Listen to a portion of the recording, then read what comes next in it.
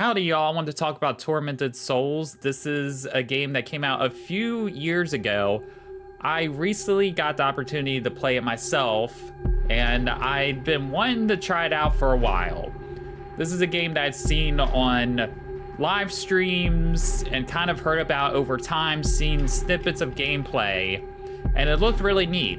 The game is very inspired by those PS2, PS1 style of horror games where you have, the camera cuts, the awkward movement between corners, very early Resident Evil 1 style game. I do prefer the more modern action horror over the old school, but this was still a fun experience for me.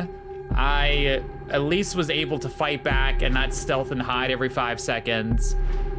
This game, though, is tough. I did have a few moments as I've been playing through where I've gotten stuck in terms of like what I need to do. So I started a playthrough of this game and I got to this first save point. I was like, oh, I'll save here.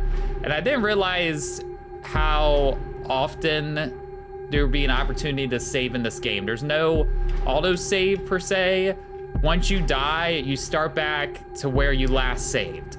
So if you're not careful, you could play this game for 20 or 30 minutes and not have saved. And if you mess up, if you die on accident or get killed, then you have to redo that entire 20, 30 minutes all over again because it's only gonna pick up where that save point was.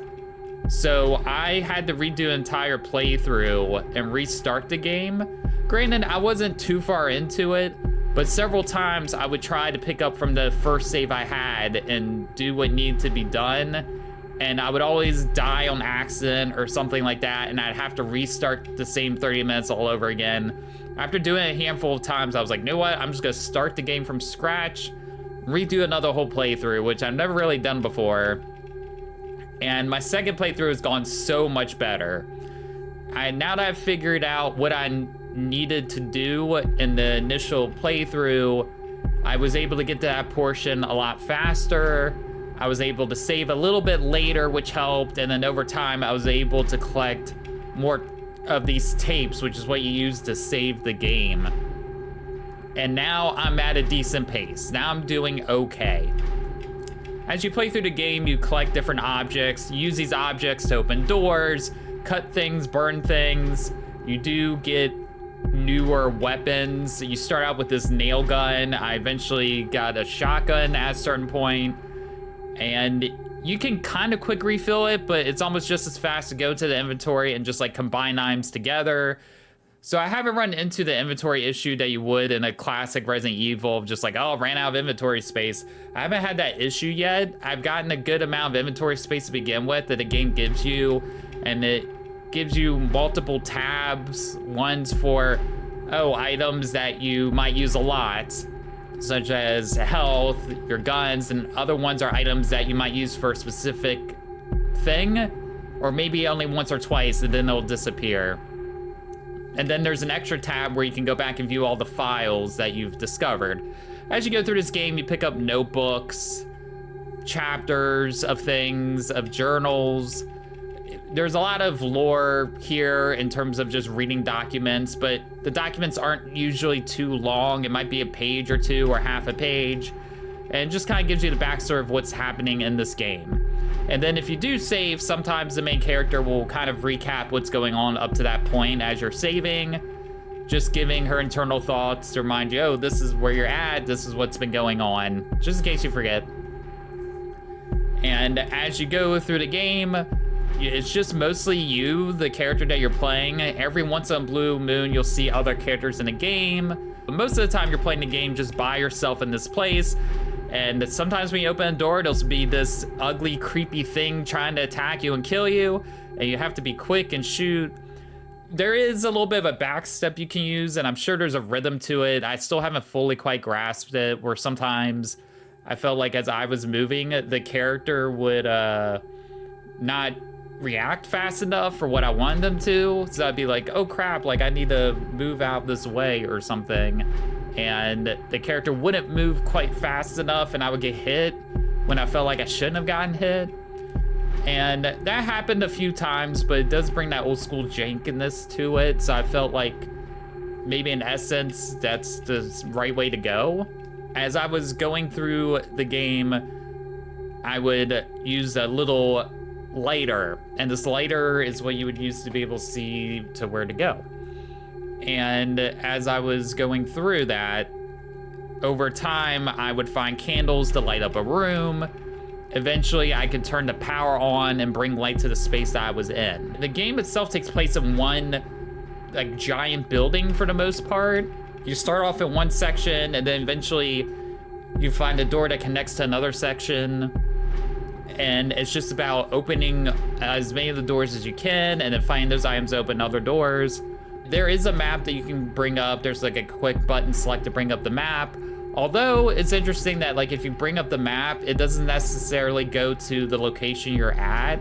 So if I'm like, oh, in the east corridor of this building, and I bring up the map, it doesn't automatically go to the east corridor. I sometimes have to like select it after bringing it up, which I thought was an interesting choice. I don't know if I love that or not. But sometimes there'll be, you know, symbols on the map to show you kind of what's where. Very reminiscent of an early Resident Evil game there for sure.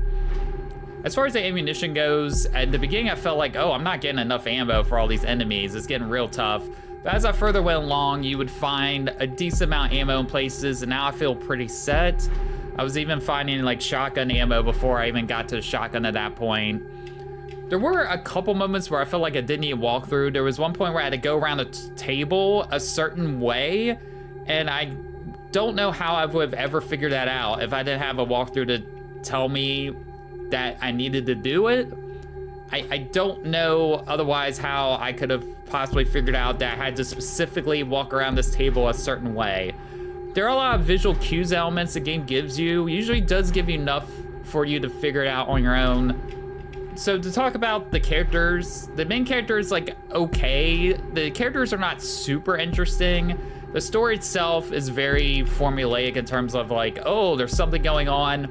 I'm pretty sure I know what the twist or whatever of the game is or is going to be, because it's pretty obvious from the beginning where, you know, the game is like, oh, there's these twins and it's a backstory about these twins, and then, you know, you're playing this character. I'm like, I think I could put the two and two together on what's happening here.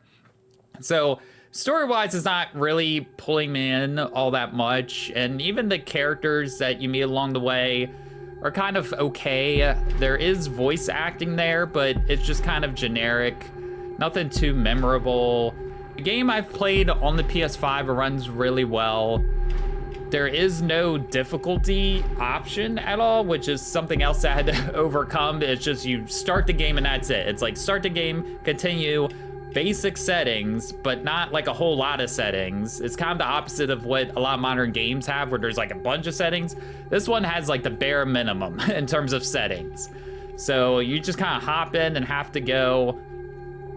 The game doesn't even tell you really what like your goal objective is. You're just like start out in the room and you have to figure out how to get out of the room, and then just kind of spirals from there. I've played quite a number of hours of this game. I'm not finished with it by any means. And it's fun to play that old school style of feeling. There's enough there for me to keep going, but I'm not like, oh, I really have to finish this game. I know there's a sequel to this game that's coming out, I think even this year. And I'd be curious to see where that goes, to see what they could possibly improve on with that game experience after playing this.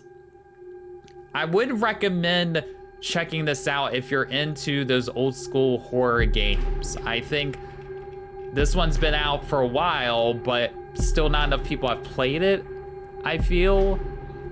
I've heard a lot about this game through speedrunnings and certain specific horror streamers, but beyond that, I feel like the general audience of gaming hasn't really touched this game, and it's been kind of pushed under the radar a bit.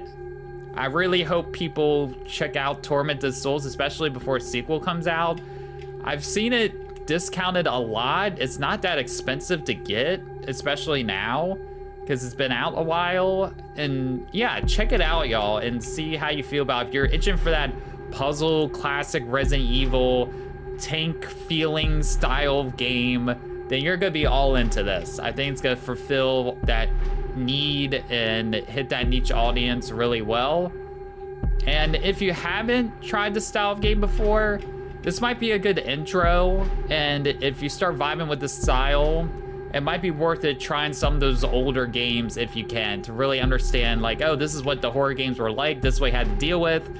You know, it's not super easy, it doesn't hold your hand, you really have to earn and work for the progress that you get in these type of games.